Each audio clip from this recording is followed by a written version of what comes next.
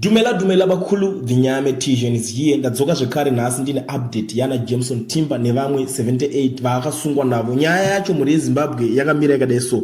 Interim Triple C interim leader Jameson Timber and 77 of his supporters have been denied bail by Magistrate Ruth Moyo. The activists were arrested on June 16 on allegations of participating in an unlawful gathering and disorderly conduct. Moyo denied them bail, ruling that they are likely to cause unrest since they have already exhibited violence tendencies after they allegedly attacked police officers. Here, ruling sparked protests by opposition supporters and friends and relatives who came in solidarity. The protest was, however, short-lived after anti-riot police officers descended on them, attacking them with butter sticks. Some have reportedly been arrested during the protests.